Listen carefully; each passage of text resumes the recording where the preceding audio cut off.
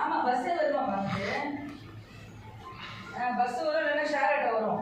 நீங்கள் வந்து அது ஒயிட் மாலை கிட்ட இறங்குங்க, இல்லைன்னா வந்து விநாயகர் டிப்போ கிட்ட இறங்குங்க. சரி ஸ்டார்ட் பண்ணலாமா நம்ம? மொபைல் நம்பர் பேர் மட்டும் எல்லாம் இங்கே இருக்க நம்பர் எல்லாமே எனக்கு தெரியும். இன்னைக்கு வந்ததுனால அட்டெண்டன்ஸ் அப்படி யாரும் வந்தீங்கன்றதுக்காக ரிமெம்பர் பண்ணிக்கிறதுக்காக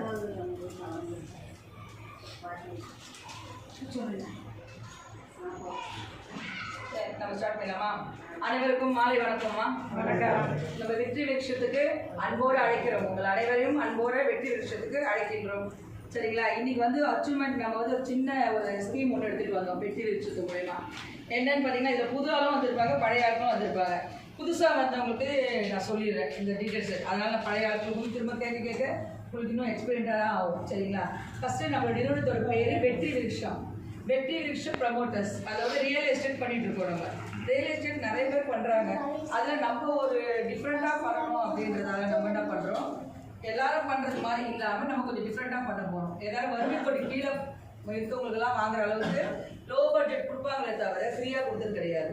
ஆனால் நம்ம வந்து லோ பட்ஜெட்டும் கொடுக்குறோம். நெட் கேஷ் கட்டுறவங்களும் நெட் கேஷ் கட்டலாம், லோ மிடில் கிளாஸில் இருக்கவங்களும் வாங்கலாம். எல்லாரும் வாங்குற அளவுக்கு நம்ம ஒரு ஸ்கீம் எடுத்துகிட்டு வந்துருக்கோம். அது எப்படின்றத பார்ப்போம். முதல்ல பார்த்தீங்கன்னா நம்மக்கிட்ட வந்து இது வந்து வெற்றி சாதனையாளர் பேர், அதனால் இது அழைக்க வந்து அப்படியே இருக்கும். இந்த இடத்துல மட்டும் நான் சும்மா சிம்பிளாக உங்களுக்கு போட்டு காட்டுறேன். நம்மக்கிட்ட வந்து 599 ரூபா ஸ்கொயர் ஃபீட்டு இருக்குது. இந்த லேஅவுட்டு தான் அது டிநகர் இருக்கிற லேஅவுட்டு. இதில் வந்து ₹1 போட்டிங்கன்னா 600. அது ரவுண்டாக ஏஞ்சல் நம்பர் இருக்கிறதுக்காக அந்த நம்பர் போடுறது. பின்ட்டு நமக்கு ஒரு 1/4 கிரவுண்டு 600 ஸ்கொயர் ஃபீட்டு. நம்ம 1/4 கிரவுண்டு, அதாவது ஸ்கொயர் ஃபீட் ₹600, 1/4 கிரவுண்டு 600 ஸ்கொயர் ஃபீட்டுன்றதை நம்ம மல்டிப்ளை பண்ணிங்கன்னா 3,60,000 ரூபா வருது ஒரு 1/4 கிரவுண்டோட ரேட்டு.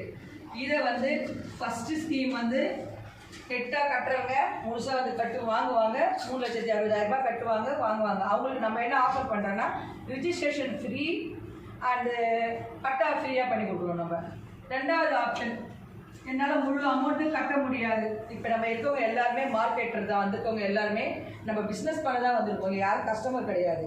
நம்மளே வந்து வேணும்னாலும் வாங்கிக்கலாம். சரிங்களா? இப்போ நம்ம எல்லாருமே லீடர்ஸு. நீங்கள் வெளியில் போய் சொல்லும் போது ஃபஸ்ட்டு இப்படி தான் ஸ்டார்ட் பண்ணணும்.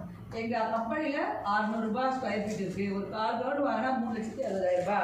நெட் கேஷாக கொடுத்து வாங்கினீங்கன்னா நாங்கள் உங்களுக்கு ரிஜிஸ்ட்ரேஷன் ஃப்ரீயாக பண்ணி கொடுக்குறோம், அப்புறம் பட்டா ஃப்ரீயாக பண்ணி கொடுக்குறோம் அப்படின்னு ஃபஸ்ட்டு ஸ்கீமை சொல்லுங்கள். ரெண்டாவது ஸ்கீம் வந்து இது மொத்தமாக கொடுத்து என்னால் வாங்க முடியல அப்படின்னு சொல்கிறாங்க. அவங்களுக்கு வந்து பாதி அமௌண்ட் கட்டினாலே நாங்கள் ரிஜிஸ்ட்ரேஷன் பண்ணி கொடுத்துருவோம் கஸ்டமருக்கு. பாதி அமௌண்ட் பார்த்தீங்கன்னா ₹1,80,000 ரூபா.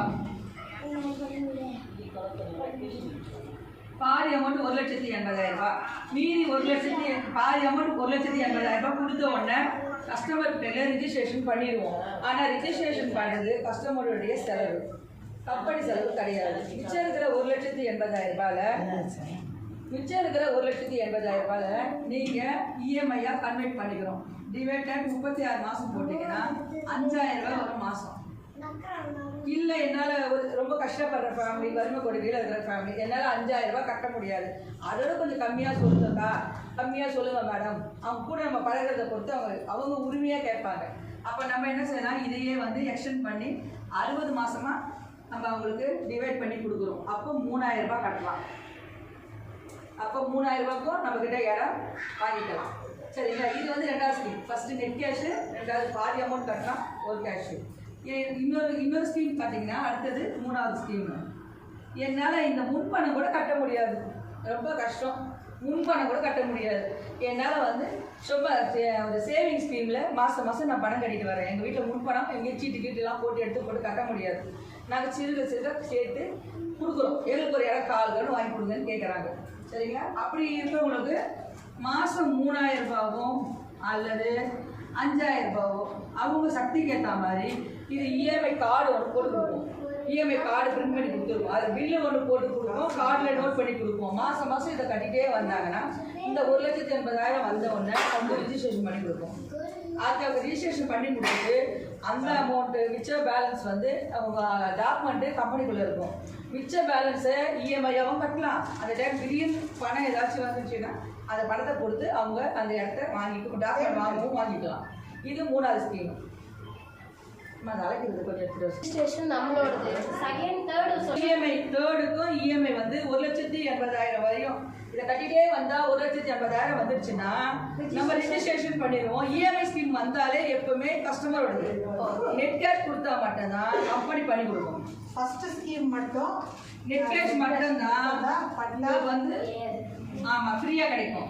மிச்சம் எல்லாமே இஎம்ஐனா உங்களுக்கு கஸ்டமரோடது தான் அது. அப்போ மாதம் மாதம் கட்டிட்டு வரும்போது வந்து ரிஜிஸ்ட்ரேஷன் உங்களுக்கு